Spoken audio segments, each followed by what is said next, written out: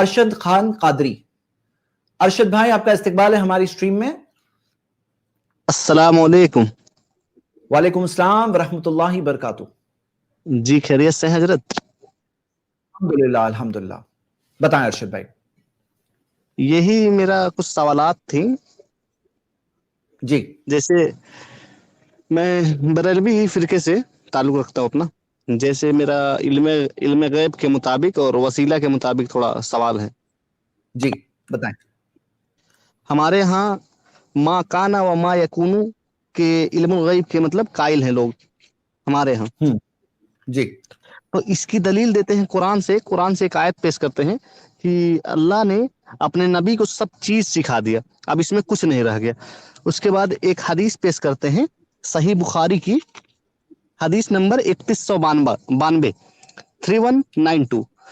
جی ایک مرتبہ نبی صلی اللہ علیہ وسلم نے ممبر پر کھڑے ہو کر ہمیں واعظ فرمایا اور شروعاتی بناوٹ کے بارے میں ہمیں وہ خبر ہم دی. لوگوں نے اس حدیث پہ لاسٹ ٹائم ہی ڈسکس کیا تھا اسٹریم کے اندر, پچھلی اسٹریم کے اندر لاسٹ ٹائم میں جی اینڈنگ میں یہ ڈسکشن آیا تھا 3192 پہ.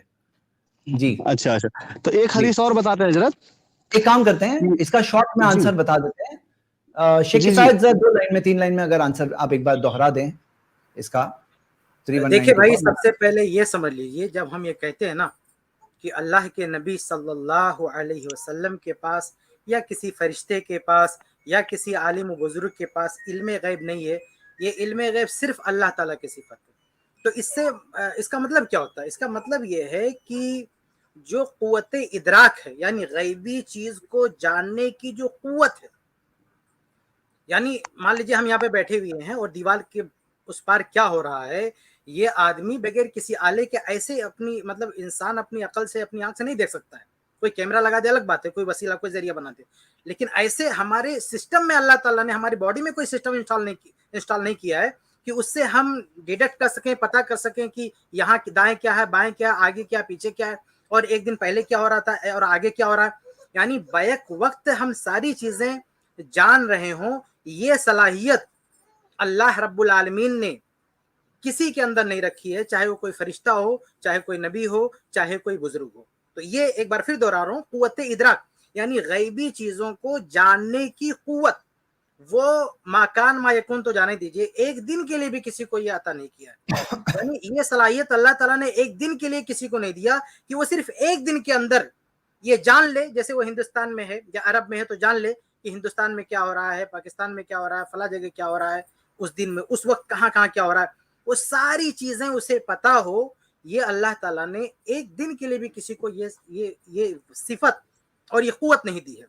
باقی جو آپ نے قرآن کی آیت کی طرف حوالہ دیا کہ قرآن کی آیت پڑھ کے علم غیب ثابت کرتے ہیں, تو قرآن کی وہ ایک آیت ہو, کئی آیتیں ہیں, ان تمام آیات میں, بلکہ تمام آیات اور تمام احادیث جن کو ہمارے بعض بھائی نبی صلی اللہ علیہ وسلم کا علم غیب ثابت کرنے کے لیے پیش کرتے ہیں, ان تمام چیزوں, ان تمام آیات, تمام احادیث میں ایک بات ہوتی ہے, وہ ہے اطلاع کرنا, یعنی باخبر کرنا, کسی کو بتا دینا. تو ہم اس کے منکر نہیں ہیں کہ اللہ رب العالمین نے بہت سے غیبی امور کے بارے میں اللہ کے نبی صلی اللہ علیہ وسلم کو بتایا, اس سے ہم انکاری نہیں, بلکہ جبرائیل علیہ السلام کو بتایا, اور جبرائیل علیہ السلام نے آ کے اللہ کے نبی صلی اللہ علیہ وسلم کو بتایا, اور اللہ کے نبی صلی اللہ علیہ وسلم نے ہم کو بتایا. یعنی وہ جو غیبی امور کی چیزیں تھیں وہ نقل ہوتے ہوتے ہم تک پہنچی, بلکہ نبی صلی اللہ علیہ وسلم کے صحابہ نے آگے بتایا, اور سندوں پر وہ چلتے چلتے کتابوں میں جو حدیثیں ہیں وہ اصل میں اس میں بہت ساری چیزیں غیبی امور سے تعلق رکھتی ہیں کہ پہلے کیا ہوا, فیوچر میں کیا ہوگا, ایسی بہت ساری چیزیں ہیں. تو وہ تمام چیزوں میں کیا چیز ہے کہ اطلاع دے دے گی, مطلب اس کو بتا دیا گیا. میں ایک چھوٹی سی مثال پیش کر کے بات ختم کرتا ہوں, اس سے آپ سمجھ جائیں گے دونوں میں فرق کیا ہوتا ہے. دیکھیے فار ایگزامپل, مثال کے طور پر میں جو ہے اندھا ہوں, مجھے دکھائی نہیں دیتا, میری دونوں آنکھیں خراب ہیں, اور ایک روم میں بیٹھا ہوں. اب کوئی مجھے بتا دے کہ جس روم میں آپ بیٹھے ہیں اس کے اوپر فین لگا ہوا ہے, سامنے اے سی لگی ہوئی ہے, کارپیٹ ایسا ہے, گھر میں فریج رکھی ہوئی ہے, ایسی بہت ساری چیزیں بتا دے, تو گرچہ میرے پاس قوت بصارت نہیں ہے, لیکن مجھے چونکہ آگاہ کیا گیا تو مجھے معلوم ہو گیا کہ اس گھر میں کیا کیا رکھا ہوا ہے. تو دیکھیے مجھے آگاہ کیا گیا ہے کہ یہ چیزیں رکھا ہوا ہے. لیکن مجھے قوت بصارت نہیں دی گئی ہے، یعنی دیکھنے کی جو قوت ہے نا وہ ہم کو نہیں دی گئی ہے. تو یہ نہیں کہہ سکتا میں یہ دعویٰ نہیں کر سکتا ان چیزوں کو جاننے کے بعد کہ میرے پاس بصارت کا قوت ہے، یعنی میں قوت بصارت کا دعویٰ نہیں کر سکتا. میں یہ دعویٰ کر سکتا کہ یہ چیزیں مجھے معلوم ہیں، مجھے بتائی گئی ہیں، مجھ سے آگاہ کیا گیا ہے، میں ان سے واقف ہوں، لیکن میں یہ دعویٰ نہیں کر سکتی کہ میرے پاس قوت بصارت ہے. جیسے میرے پاس آنکھ ہے نا، تو اس آنکھ کو گھما کے پورے کمرے کو دیکھ سکتا ہوں، سامنے کیا ہے، دائیں کیا ہے. یہ قوت بصارت اللہ نے ہم کو دے دی ہے، یہ بصارت میرے پاس ایک پاور ہے، قوت بصارت ہے. لیکن اگر کسی نے، میں اندھا ہوں، میرے پاس آنکھیں نہیں، کسی نے ہم کو بتا دیا تو ہم یہ مان سکتے ہیں، میں یہ دعویٰ کروں گا کہ مجھے یہ چیزیں پتا ہے، لیکن میں یہ دعویٰ نہیں کروں گا کہ میرے پاس قوت بصارت ہے. ایسے علم غیب اور اطلاع علی الغیب کا فرق ہے کہ اللہ کے نبی صلی اللہ علیہ وسلم کو یہ قوت ادراک نہیں دیا گیا ہے، نہ کسی نبی کو، نہ کسی یہ صرف اللہ تعالیٰ کے پاس ہے. باقی آگاہ کیا گیا ہے، اس سے ہم انکار نہیں کرتے. تو جتنی آیتیں ہمارے بھائی لوگ پڑھتے ہیں، جتنی حدیثیں پڑھتے ہیں، ان تمام آیات، ان تمام احادیث میں آپ کو کیا ملے گا کہ نبی صلی اللہ علیہ وسلم کو آگاہ کیا گیا. تو غیبی معاملے پر، غیبی امور پر آگاہ کرنا اور غیب کا علم ہونا دونوں میں فرق ہے. تو ہم علم غیب صرف اللہ تعالیٰ کے لیے مانتے، اللہ کے علاوہ کسی کے پاس علم غیب نہیں. باقی غیبی امور پر آگاہی، تو غیبی امور پر آگاہی فرشتوں کو بھی ہے، اللہ تعالیٰ کے نبیوں کو بھی ہے، صحابہ کرام کو بھی ہے، حتیٰ کہ مجھے اور آپ کو بھی ہے، مجھے اور آپ کو بھی ہے. تو یہ درجات میں فرق ہو سکتا ہے کہ کسی کو آگاہی زیادہ ہے، کسی کو کم ہے. بتائیے، اب میں اور اب ہم بات کر رہے ہیں، کم سے کم ہم لوگوں کو اتنا تو معلوم ہے نا کہ جنت ہے، جہنم ہے، قبر میں عذاب ہوتا ہے، پہلے آدم علیہ السلام پیدا کیے گئے، ان کے بچے تھے قابیل حابیل. دیکھیے میں کان کا بتا رہا ہوں، مکان یعنی پہلے جو ہو چکا ہے.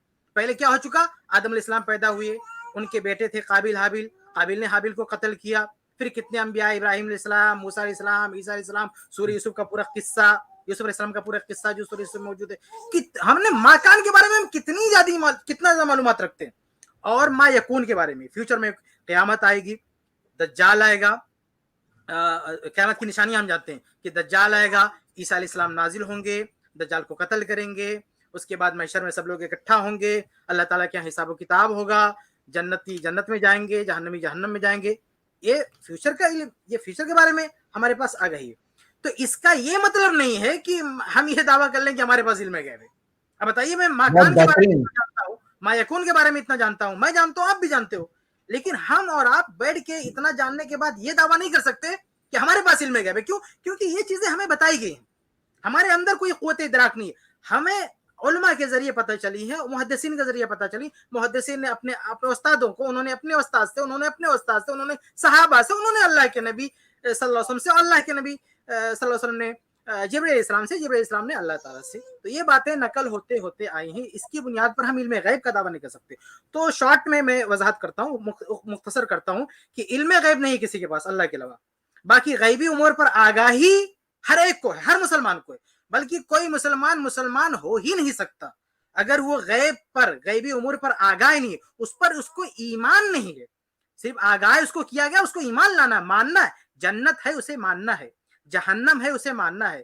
انبیاء، نبی صلی اللہ علیہ وسلم سے پہلے جو انبیاء، سب مکان کی بات ہے، ان سارے نبیوں پر ایمان لانا ضروری ہے. ان سارے نبیوں پر جو کتاب نازل کی گئی وہ اس پر ایمان لانا ضروری ہے. ان فیوچر دجال آئے گا، اس پر ایمان لانا ضروری ہے. عیسیٰ علیہ السلام نازل ہوں گے، ان پر ایمان لانا ضروری ہے.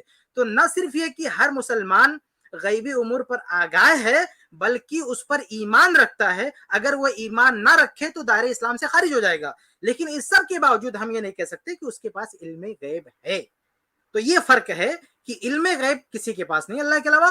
باقی غیبی امور پر آگاہی ہے، فرشتوں کو بھی ہے، انبیاء کو ہے، صحابہ کرام کو، ہم کو، آپ کو، سارے مسلمان کو ہے. بس اس میں مقدار میں فرق ہو سکتا ہے، کم زیادہ، باقی سب کے پاس ہے. جی، آج آپ نے جو مثال دی ہے نا شیخ، سے بہت معاملہ کئی لوگوں کے لیے واضح ہو جائے گا، مجھے امید ہے انشاءاللہ.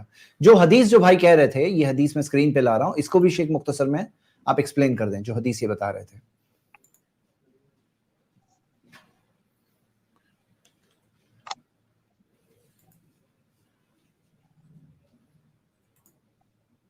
شیخ کفایت، اچھا چلیے میں بتا دیتا ہوں. جی شیخ آپ بتا دیں. جی، اس حدیث کا خلاصہ، یہ پہلے بھی یہ حدیث پیش کی گئی اسی اسٹریم میں، اس کا خلاصہ یہ کہ اللہ کے نبی صلی اللہ علیہ وسلم ہمارے بیچ میں کھڑے ہوئے. تو اللہ کے نبی صلی اللہ علیہ وسلم نے آغاز خلق یعنی کائنات کی ابتدا کے وقت سے لے کر اور پھر جب لوگ جنت اہل جنت جنت میں چلے جائیں گے اور جہنمی جو ہے جہنم میں چلے جائیں گے وہ تمام چیزیں بتائیں ہم کو.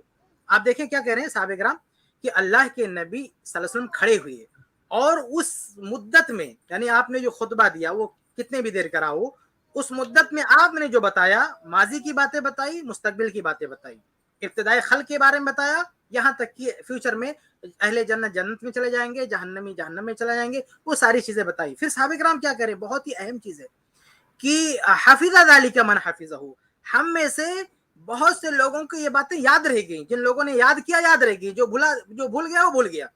تو صحابہ کرام کہہ رہے ہیں کہ یہ چیزیں ہم لوگوں میں سے بہت سے لوگوں کو یاد رہ گئی جنہوں نے یاد کیا یاد رہی. اس سے کیا پتہ اس میں وہی چیزیں جو میں نے ابھی واضح کیا ہے وہ کیا ہے کہ اللہ کے نبی صلی اللہ علیہ وسلم نے غیب کی بہت ساری چیزوں کو بتایا صحابہ کرام کو آگاہ کیا اور اللہ کے نبی صلی اللہ علیہ وسلم کو بھی یہ چیزیں اللہ کی طرف سے جو ہے آگاہ کی گئی. تو یہ علم غیب نہیں ہے یہ امور غیب پر آگاہی ہے. اگر آپ اسے علم غیب مانتے ہیں تو اس کا مطلب کیا نکلا کہ پھر صحابہ کرام کے پاس بھی علم غیب ہو گیا یعنی اللہ کے نبی صلی اللہ علیہ وسلم نے جو کچھ بتایا بھائی اسی مجلس میں کھڑے ہو کے سب بتا دیا نا ماضی کے بارے میں بتا دیا مستقبل کے بارے میں بتا دیا. تو اگر بتانے سے علم غیب ٹرانسفر ہو جاتا ہے تو پھر یہ ٹرانسفر ہو گیا صحابہ کرام تک کیونکہ صحابہ کرام کو بتا دیا گیا صحابہ کرام کہہ بھی رہے کہ ہم میں سے بعض لوگوں کو یاد رہ گیا جنہوں نے یاد کیا یاد رہا ان کو جو بھول گئے. تو جن لوگوں نے یاد رکھا آپ کیا مانیں گے کہ ان کے پاس علم غیب ہے جبکہ یہ تو امت میں سے کسی کا عقیدہ نہیں ہے کہ صحابہ کرام کے پاس علم غیب ہے. تو صحابہ کرام کو اللہ کے نبی صلی اللہ علیہ وسلم نے وہ ساری باتیں بتا دی اس کے باوجود ہم یہ نہیں مانتے کہ صحابہ کرام کے پاس علم غیب ہے.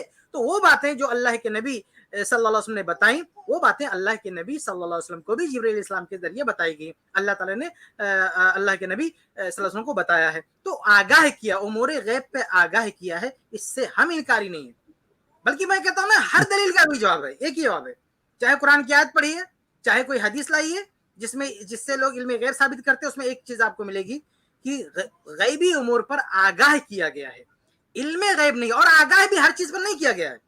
آپ بتائیے حدیث جبریل ہے نا وہ صحیح مسلم کی کہ اللہ کے نبی صلی اللہ علیہ وسلم کے پاس جبریل اسلام انسانی شکل میں آئے اور بہت سارے سوالات کرتے ہیں اللہ کے نبی صلی اللہ علیہ وسلم جوابات دیتے ہیں اس میں ایک سوال پوچھتے ہیں متی الساعہ قیامت کب آئے گی. اللہ کے نبی صلی اللہ علیہ وسلم فرماتے ہیں کہ مل مسئول عنہا بعلم من السائل کہ یہ جو سوال کیا جس سے کیا جا رہا ہے وہ سائل سے زیادہ یعنی سوال کرنے والے سے زیادہ نہیں جانتا. مطلب اللہ کے نبی صلی اللہ علیہ وسلم یہ کہنا چاہتے ہیں کہ بھائی اس سوال کا جواب نہ مجھے پتا ہے نہ تمہیں پتا ہے. نبی کہہ رہے ہیں کہ سائل سے زیادہ میں نہیں جانتا یعنی یہ تو تمہیں بھی نہیں پتا ہے نہ مجھے پتا ہے نہ تمہیں پتا ہے. تو قیامت کب آئے گی یہ علم اور اس بات کی اطلاع اللہ کے نبی صلی اللہ علیہ وسلم نے کسی کو نہیں. تو خلاصہ یہ کہ اس جو حدیث یہاں پیش کی گئی ہے اس حدیث میں غیبی امور پر آگاہ کرنے کی بات ہے علم غیب دینے کی بات نہیں ہے. اگر علم غیب کی دینے کی بات آپ مانیں گے تو صحابہ اللہ کے نبی صلی اللہ علیہ وسلم نے وہ سارا علم ٹرانسفر کر دیا نا صحابہ کرام کو دے دیا نا تو کیا صحابہ کرام بھی علم الغیب ہو گئے نہیں. تو اس لیے اس حدیث میں علم غیب کی بات نہیں امور غیب پر غیبی چیزوں پر آگاہی کرنے کی بات ہے اور اس سے ہم انکار نہیں کرتے. جی